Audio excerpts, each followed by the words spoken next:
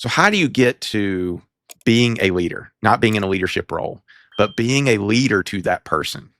Is there a framework we can use? Yes, I think so. I think there's a process that we can use. I believe, just as you said, once we understand which no we're dealing with, then we can approach it in an appropriate way that demonstrates that we care for and respect this other person. I think those are really important, while also maintaining the fairness and our organizational standards. And so let's call it the respectful no framework. Okay. This is just something that I've kind of put together, but for now, we'll call it the respectful no. Okay. First, we need to understand clearly what the person is asking for. A lot of times we can misinterpret what someone is asking.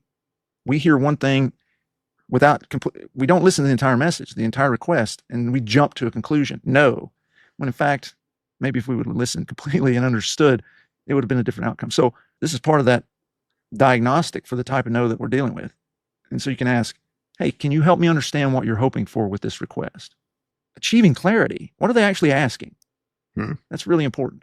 That's a big one. Getting to like what are they actually asking? Because I do think we come into these with assumptions of what they're asking from our own viewpoint. That's a great point to be like, what are you really asking for this? Yeah, because actually sometimes people don't know what they're asking, right?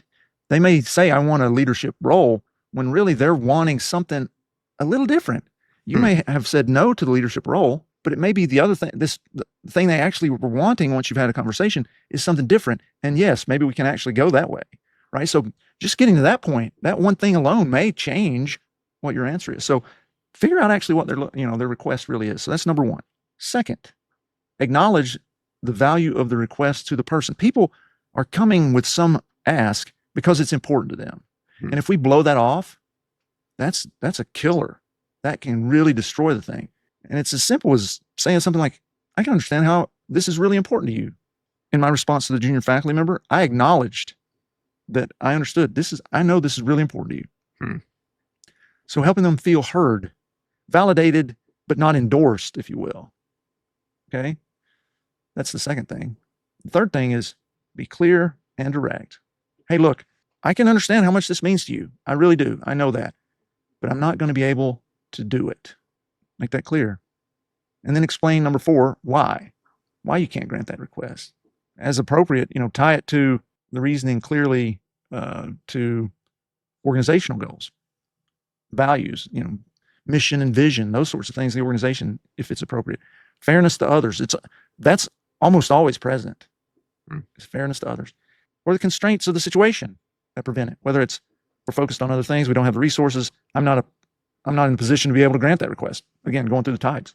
Fifth thing, when appropriate, offer the path forward. Just like I said, hey, look, can't do that. Can't extend that. However, I'm going to work with you over the next, year to make sure that next time around you're ready. Everything's teed up. And that's particularly important and even though my example was really truthfully a type 1 because it was unreasonable. The deadline was way past, okay?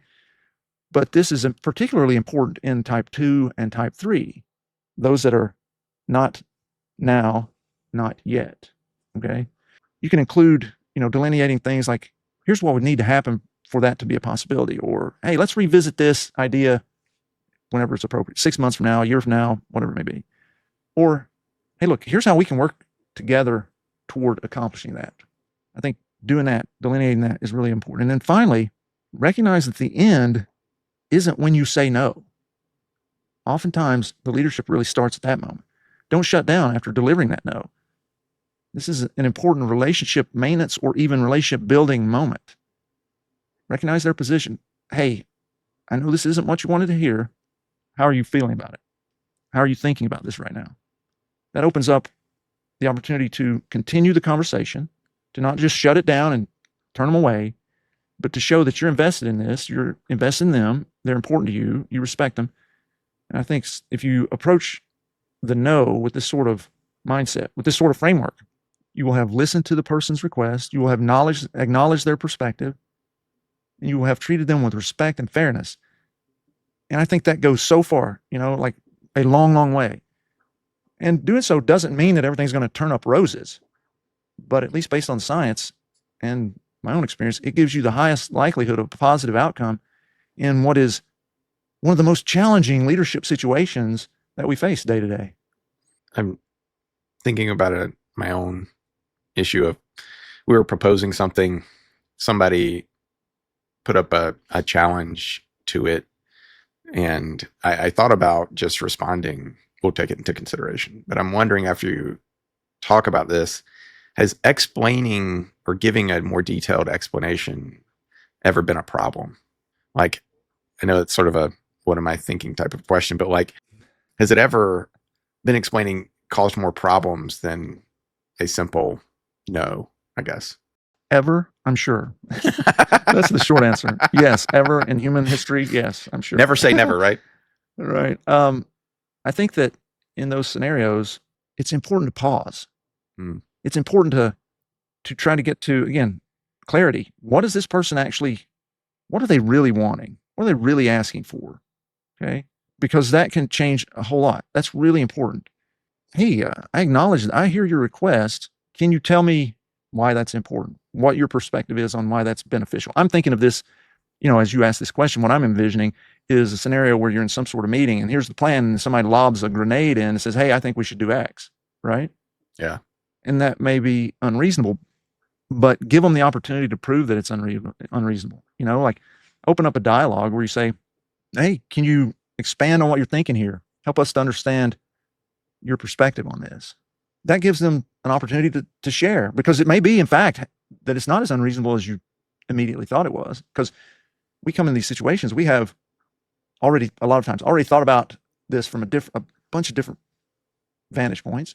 Mm-hmm. We think we have the definitive answer. Maybe we do, but maybe we don't. Maybe this person's actually seen something that's a glaring problem that we have overlooked. Yeah. With our solution. And in fact, whatever they're requesting may actually be valuable, but we just don't know it. So taking that moment, because we're going to want to respond with the immediate no, I've got this figured out, you need to just be quiet over there, kind of thing. But if we give them an opportunity, maybe they can enlighten us in a real sense. Yeah.